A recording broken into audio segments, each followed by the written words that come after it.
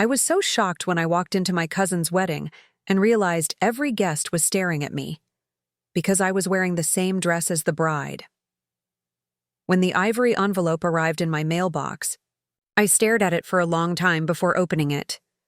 The handwriting was elegant, cursive, deliberate, the kind of calligraphy that screams importance and privilege. Even before I saw the name, I knew who it was from. My cousin Amelia. The cousin who had turned my entire family against me. The one who always made sure I knew my place at the bottom of the family ladder. I could still remember her laughter echoing in my ears from years ago when she said, "Lucy, some people just aren't meant for the spotlight." And yet, here she was, sending me a gold-foiled wedding invitation as if time had erased everything she'd done. I didn't want to go. Every fiber of my body told me to tear it apart, throw it into the trash, and pretend it never came. But my mother called that evening, her voice full of guilt and persuasion.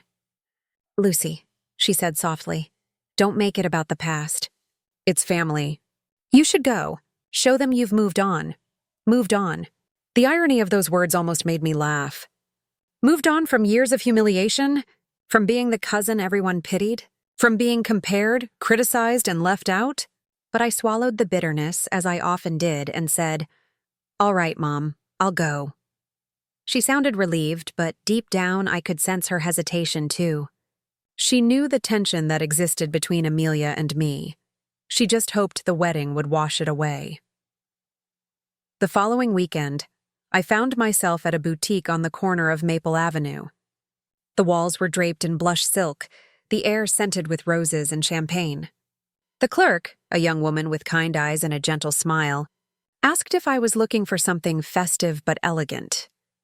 I told her I was attending a family wedding, left out the part where I'd be facing the person who'd made my teenage years miserable. She smiled and said, "I think I have just the thing," before disappearing into the back room. When she returned, she carried a gown unlike anything I'd ever imagined wearing. It was a soft champagne color, the kind that shimmered gold under the light, with delicate lace tracing the sleeves and neckline. "This would look divine on you," she said. "It's sophisticated, but not loud." I hesitated, brushing my fingers over the satin. It felt smooth, luxurious, expensive, too perfect for someone like me. But something in me whispered, "Try it." When I stepped into the fitting room and zipped it up, I barely recognized the woman in the mirror. The dress hugged my body like it was made for me, flattering every curve without revealing too much. For the first time in a long while, I stood a little taller, my shoulders back, my chin lifted. I smiled at my reflection and thought, maybe I can do this. Maybe I can face them. The clerk's eyes lit up when she saw me. "It's perfect," she said. I didn't argue. I bought the dress on the spot, not knowing it was the same one the bride had chosen for her big day. The week before the wedding, I could feel my anxiety rising with each passing day.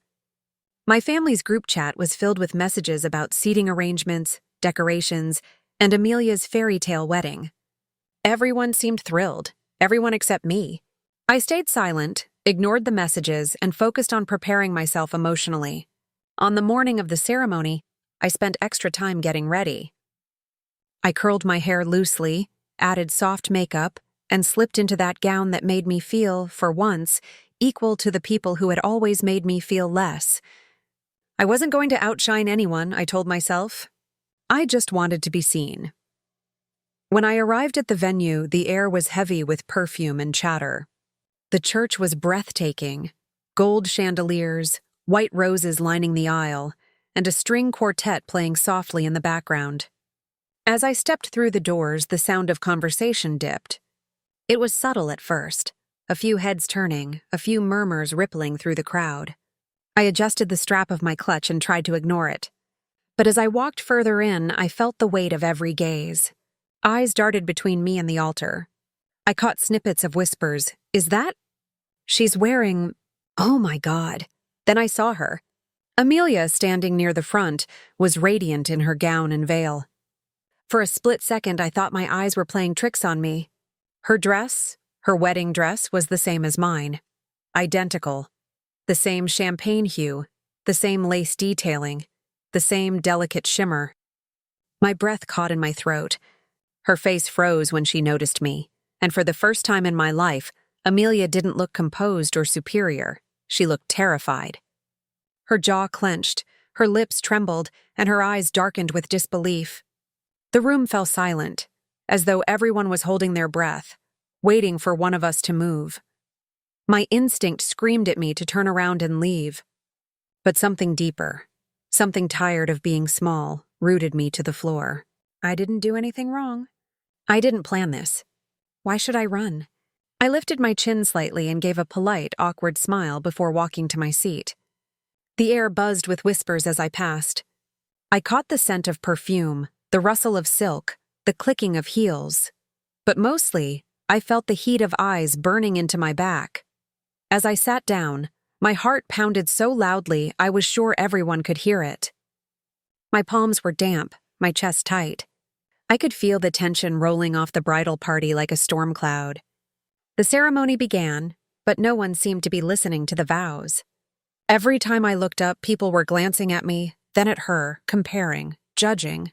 Amelia's smile was forced, her hands shaking as she held her bouquet. When the priest asked if anyone objected to the union, I thought I saw her flinch, like she expected me to stand.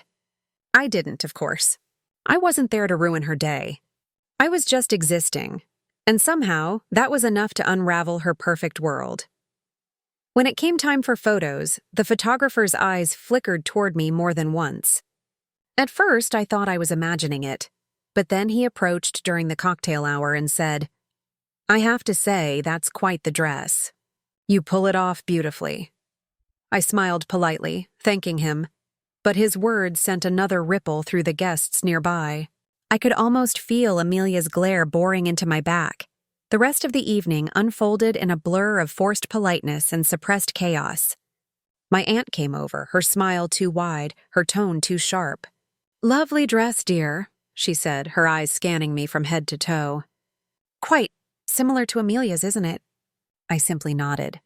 "Must be a popular design," I replied calmly. Her expression twitched before she walked away. As the bride and groom danced, I sat near the edge of the room, watching the lights flicker over the marble floor. I wanted to leave, but something inside me told me to stay, to face whatever this was, to let it unfold. Then came the moment that changed everything. Amelia turned to speak to her new husband, but he wasn't looking at her. He was looking past her, at me. Not in a way that was inappropriate, but curious, almost confused. He whispered something, and I could see her shoulders stiffen. Then she followed his gaze. Our eyes met across the room. Hers was filled with anger.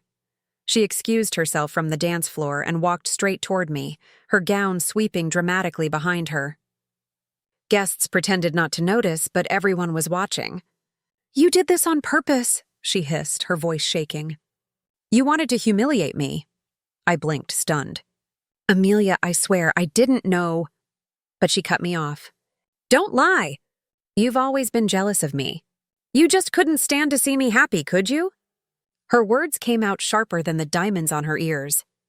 I stood frozen, not wanting to cause a scene, but she kept going, voice rising. "You think you can walk in here and steal my moment? You're pathetic." The murmurs grew louder, phones quietly lifted to capture the unfolding drama. I wanted to disappear. Before I could respond, her groom appeared beside her, placing a hand on her arm. "Amelia, stop," he said gently. "She's not doing anything." His calm tone only made her angrier. She jerked away from him and shouted, "Then why is everyone looking at her?" The silence that followed was deafening. The band stopped playing. Guests stared. Her face crumpled, realization dawning that she'd just exposed her jealousy to everyone. I didn't say a word. I simply looked at her, pity mixing with the ache in my chest, and whispered, "You've made this about you, not me." Then I turned and walked toward the exit, the hem of my dress gliding behind me. Outside, the night air hit my skin, cool and refreshing. The music inside resumed faintly, muffled by the doors. I stood there for a long time, staring at the glowing lights of the venue. I hadn't planned any of it. I hadn't wanted to be noticed, but somehow fate had given me a strange, poetic moment of justice. For years, she had made me feel small. That night, I didn't have to lift a finger. Her own insecurity did the work for me. As I got into my car, I caught my reflection in the rearview mirror. The woman staring back wasn't the timid cousin anymore. She was calm, composed, and unapologetically herself. For the first time in my life, I realized something powerful. Sometimes revenge doesn't come from planning or anger. Sometimes it comes from simply showing up and letting the truth reveal itself. And as the wind brushed through my hair, I smiled faintly. I hadn't stolen Amelia's spotlight. She'd handed it to me. The air inside the reception hall felt different after the ceremony. Tense, charged, like a storm was brewing behind the glittering chandeliers. The music played softly, glasses clinked, laughter floated here and there, but beneath it all there was something else. A low hum of curiosity and gossip. I could feel it in every glance that brushed past me, every half-smile that wasn't quite genuine. The wedding guests were trying to be polite, but their eyes betrayed them. Everywhere I went, I felt them comparing me to Amelia. Her wedding had become a silent contest, and no one knew what to do about it. I sat at a round table near the back, hoping to blend in, but the irony wasn't lost on me. For years, I'd been the invisible cousin, the one no one paid attention to, the one always seated farthest from the center. Now, all eyes kept flicking toward me like I was the main attraction. I sipped my champagne, forcing a calm I didn't feel, and tried to ignore the way Amelia's friends whispered behind their manicured hands. My phone buzzed in my clutch, messages from family members who weren't there but had already seen the photos. "You look incredible," one said. "Is it true you're wearing the same dress as the bride?" Another asked. Word had already spread beyond the room. When the waiter placed the dinner before me, I realized I hadn't eaten all day. My appetite, however, had vanished completely. Across the hall, Amelia sat at the head table, her husband beside her. She was smiling, but her jaw was tight. Her eyes kept darting toward me, and every time she caught someone glancing my way, her expression faltered. It wasn't just anger I saw, it was panic. She was unraveling slowly, right there in front of everyone. One of her bridesmaids, Vanessa, slipped away from the main table and made her way toward me. She hesitated before sitting down, the faintest hint of discomfort on her face. "Lucy, right?" she said. I nodded. "You look stunning tonight," she continued, but her tone was cautious, as though she was afraid of being seen talking to me. Her eyes flicked toward the bride before she leaned closer. "She's upset." "Really upset?" I sighed. "It wasn't intentional," I said quietly. "I didn't know she had the same dress." Vanessa gave me a sympathetic look.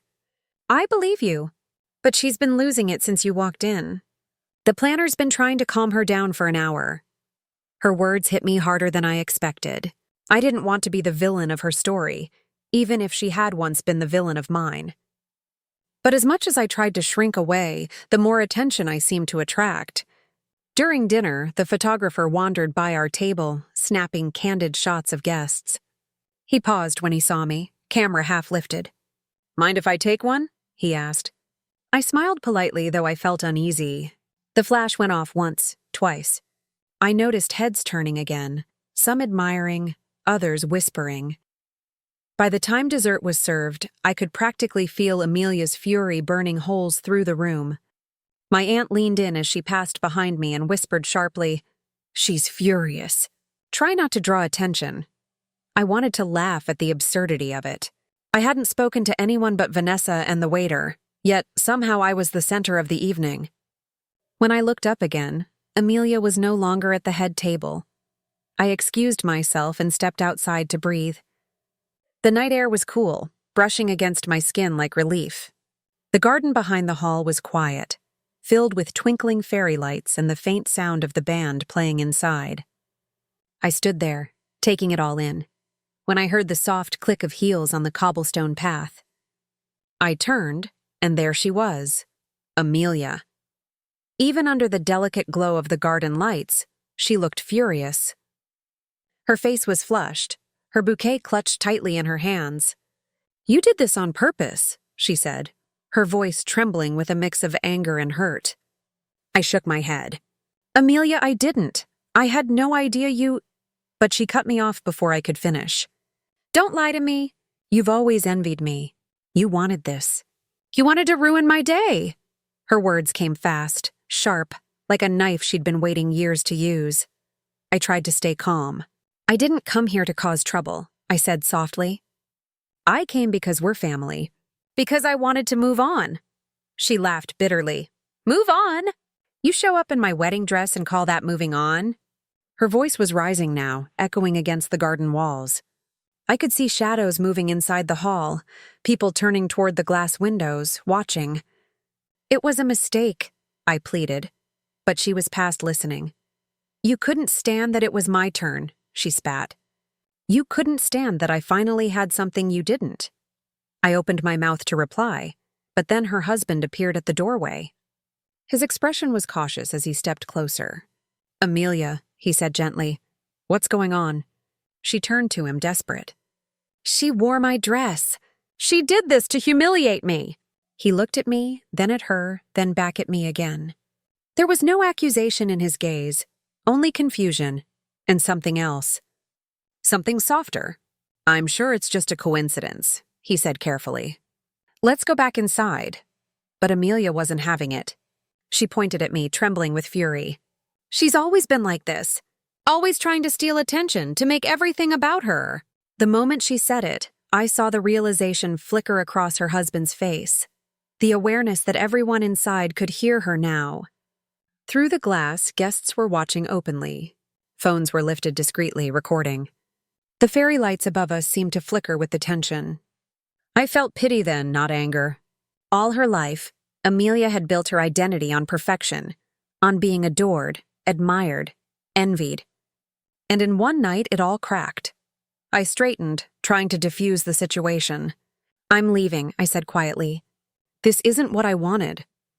But as I turned to go, she grabbed my wrist, eyes wild.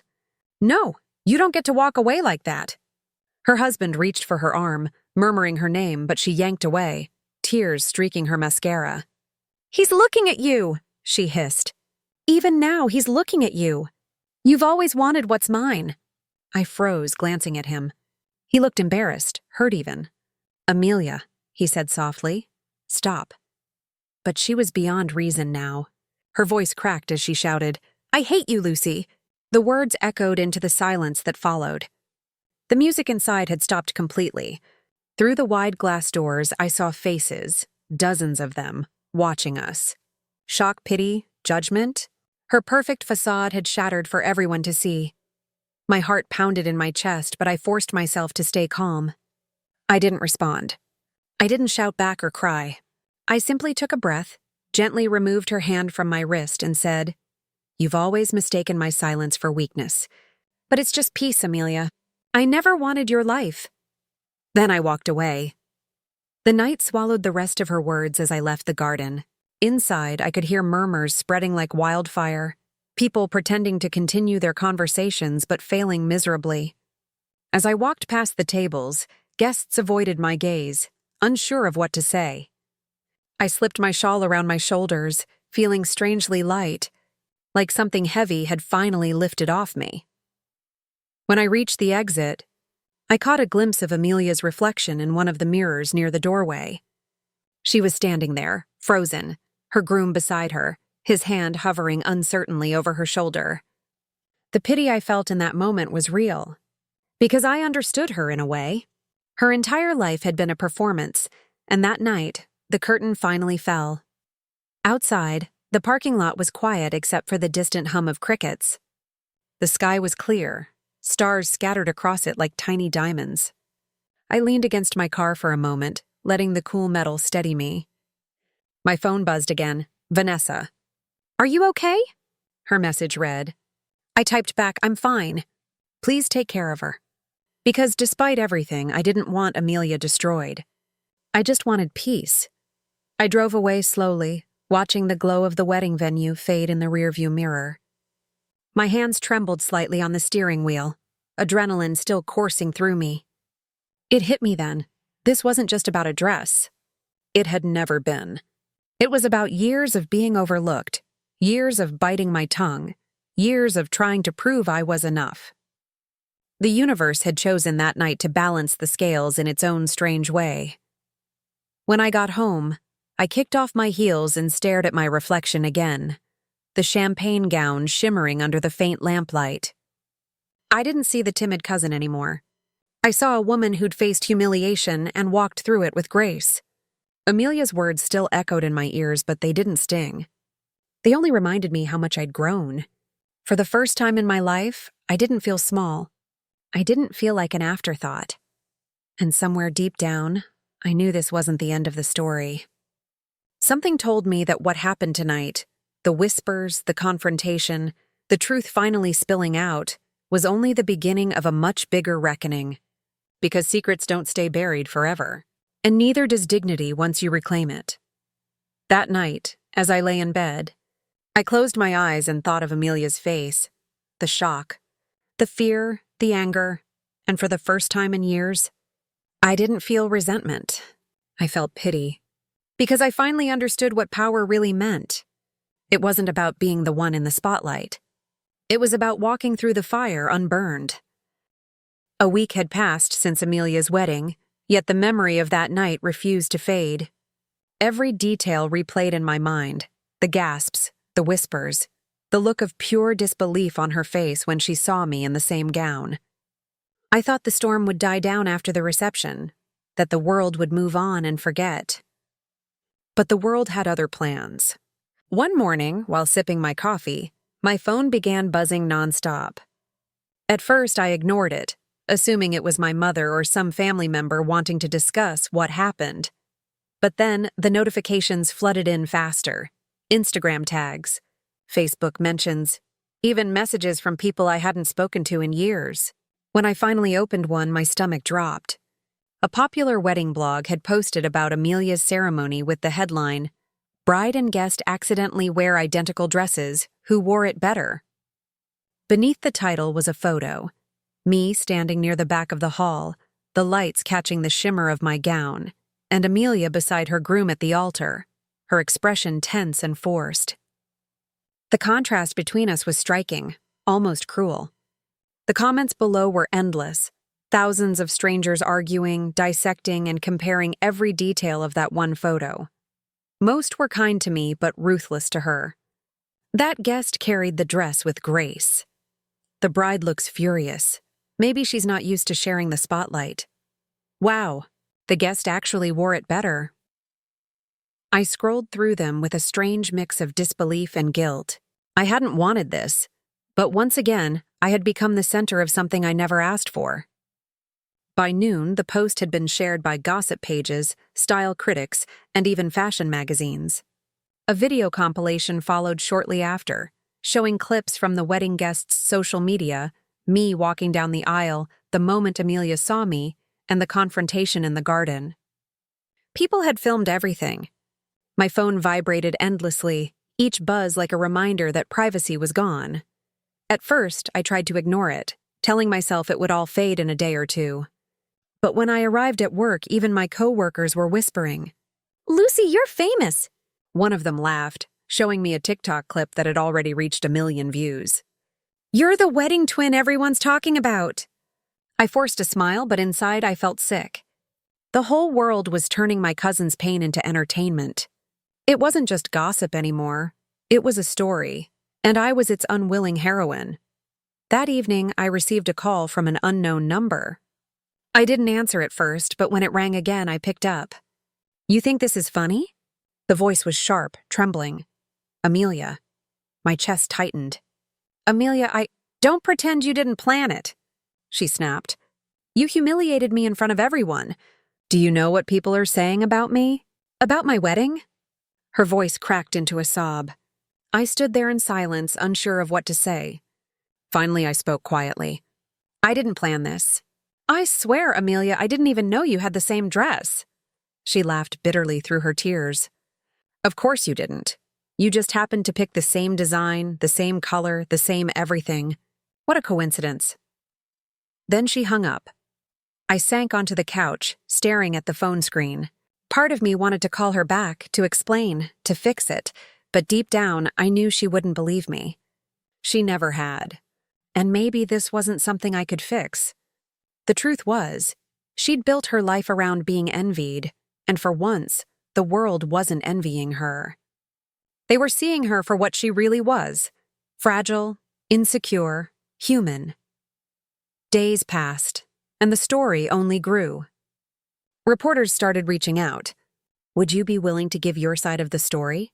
one email asked. "People are dying to know what really happened between you and the bride." I deleted them all. I didn't want fame or pity. I wanted peace. But peace was hard to come by when even strangers at the grocery store whispered, "That's her, the girl from the viral wedding." My mother called constantly, torn between pride and worry. "Lucy, maybe this is your moment," she said once, half joking. "You've always been in her shadow. Maybe it's time people finally see you." But I didn't want to be seen like this. Then, one afternoon, while scrolling through my emails, I noticed one from the boutique where I'd bought the dress. The subject line read, "Apology regarding recent wedding mix-up." My curiosity piqued. I opened it. The message was from the store manager herself, explaining that due to a system error, my purchase had accidentally been processed under Amelia's custom order. "We sincerely apologize for the confusion," it read. "The gown you purchased was a duplicate of the bride's design, which was mistakenly placed on public sale. Please know this was entirely our fault." I stared at the email for a long time, my heart pounding. There it was, the truth. I hadn't stolen her moment. Fate, or maybe irony, had done it for me. I thought about forwarding the message to Amelia, but something stopped me. Would it really help? Or would she just accuse me of faking it? After all, people believe what they want to believe, and Amelia wanted to see me as her rival, not her victim. Still, a strange calm settled over me. For the first time in years, I didn't feel small. I didn't feel like I was begging to be understood. The truth existed whether she accepted it or not. That night, I printed the email and folded it neatly, slipping it into a small box along with the bracelet my mother had given me for courage that morning before the wedding. I placed the box on my dresser, a quiet symbol of closure. A few weeks later, I attended a small family gathering. It was impossible to avoid forever, and I knew they'd all have questions. As soon as I walked in, conversations softened, then stopped altogether. My aunts looked at me with a mix of awe and discomfort, and my cousins whispered behind napkins. My uncle finally broke the silence with a chuckle. "Well, Lucy, you certainly made that wedding unforgettable." I smiled politely. "That wasn't my intention."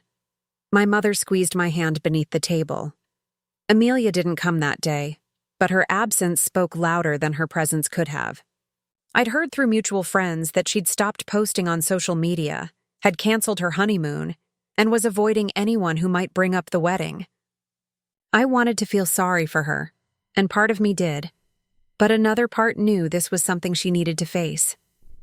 For once, she couldn't hide behind her perfection. She had to confront the truth about who she was without her audience's applause. Later that night, I stood outside on the patio, the soft hum of conversation drifting through the open doors.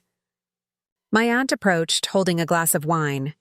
"Lucy," she said quietly, "you handled yourself beautifully. You could have turned that whole situation into revenge, but you didn't. That's what people will remember." I smiled faintly. "I didn't need revenge," I said. "I just needed peace." She nodded, her expression thoughtful. Funny how peace sometimes comes disguised as chaos. When I got home that evening, I opened my phone one last time to check the story that had started it all. The blog post was still there, but now buried beneath new gossip, new scandals. The world had moved on, as it always does. I stared at my photo one more time, me in the dress, calm, composed, unaware that someone had captured me mid-step, the lights turning my gown into gold. I saved it quietly, not because of vanity, but because it reminded me of something important. That strength doesn't come from shouting or proving yourself.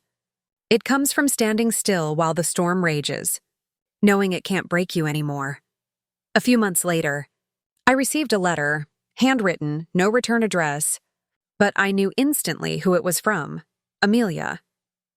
My fingers hesitated before unfolding it. The first lines were shaky. "I didn't want to write this, but I owe you the truth. I found out about the boutique mistake. I'm sorry for how I treated you. I was embarrassed and angry, and I took it out on you. You didn't deserve that." I read it twice, my chest tightening. She ended it simply: "You looked beautiful that night. I hope someday we can start over." I set the letter down and exhaled. Maybe she meant it, maybe she didn't. But that wasn't the point. I wasn't waiting for her apology anymore. I had already forgiven her the night I walked away from that garden. I folded the letter and placed it inside the same box as the boutique email and the bracelet. The chapter was closed. That evening, as the sun dipped below the horizon, I stood by my window, the last rays casting a soft glow across my room. The dress hung quietly in my closet, no longer a symbol of humiliation or rivalry, but of transformation. I realized then that the universe doesn't always hand us revenge in loud, dramatic ways. Sometimes it offers it through irony, through chance, through the gentle poetry of justice unfolding naturally. I smiled to myself, whispering softly into the silence. "I didn't wear the same dress to steal your light, Amelia. I wore it to finally find mine, and for the first time in years, I truly believed it.